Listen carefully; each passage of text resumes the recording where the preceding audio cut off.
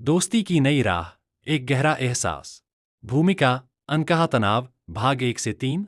कहानी एक छोटे से कमरे से शुरू होती है, जहां सन्नाटा इतना गहरा है कि दिल की धड़कनें सुनाई दे रही हैं। राजू जब कमरे में कदम रखता है, तो उसके चेहरे पर पछतावा साफ झलकता है। वह वातावरण के तनाव को कम करने के लिए पहल करता है और कहता है, देखो, जो कुछ भी हुआ, उसके बारे में बात करना अब जरूरी है। दूसरी ओर, साजू अपने भीतर के दर्द को दबाए कुर्सी पर बैठा है। उसके बंधे हुए हाथ उसकी नाराजगी का प्रतीक हैं। वह धीमी आवाज में अपनी शिकायत रखता है, मुझे बस ऐसा लगा कि किसी ने मुझे समझा ही नहीं। ऐसा लगा जैसे मेरे जज्बातों की कोई कीमत ही नहीं है। तभी कालू, जो हमेशा एक मार्गदर्शक की भूमिका में रहता है, खिड़की के पास से शांत भाव से कहता है, दोस्तों, उलझने से रास्ते बंद होते हैं। चलो, साथ मिलकर इस गांठ को खोलते हैं। मध्य, सहानुभूति और स्वीकृति, भाग 4 से 9। कालू की बातों का असर राजू पर पड़ता है। वह अपनी डेस्क पर बैठता है और महसूस करता है कि सचमुच उसने साजू की बात को अनसुना किया था। वह अपनी गलती मानते हुए कहता है, साजू, अब मैं तुम्हारी बात समझ पा रहा हूं। उस वक्त मैं शायद अपने ही ख्यालों में खोया था। जैसे ही राजू ने अपनी गलती मानी, साजू के मन का बोझ हल्का हो गया।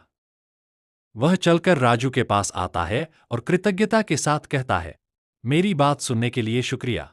राजू, कालू इस दृश्य को देखकर मुस्कुराता है और कहता है, यही तो जादू है। बातचीत से ही हर मुश्किल का हल निकलता है। वह आगे बालकनी की ओर बढ़ते हुए कहता है, ध्यान से सुनना ही रिश्तों में असली बदलाव लाता है। विस्तार, संवाद से समाधान तक, भाग 10 से 15। अब कमरे का माहौल पूरी तरह बदल चुका है।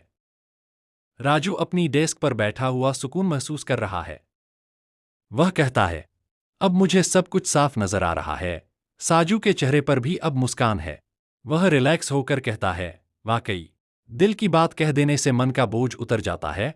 कालू उन्हें जीवन का एक बड़ा सबक देता है। दोस्ती का मतलब ये नहीं कि हम कभी लड़ेंगे नहीं, बल्कि ये है कि लड़ने के बाद भी हम साथ खड़े रहेंगे। वे तीनों इस बात पर सहमत होते हैं कि रिश्ते की नींव ईमानदारी है। साजू कहता है, कड़वा सच झूठ के मीठे जहर से बेहतर है, क्योंकि सच ही भरोसे की दीवार को मजबूत बनाता है। उपसंहार, विकास और अटूट विश्वास, भाग 16 से 20। अंत में वे तीनों भविष्य के लिए नए संकल्प लेते हैं। राजू खुद से वादा करता है कि वह एक बेहतर श्रोता, लिसनर, बनेगा। साजू यह प्रतिज्ञा करता है कि वह अपनी भावनाओं को बिना किसी हिचकिचाहट के व्यक्त करेगा। कालू खुशी के साथ कहता है,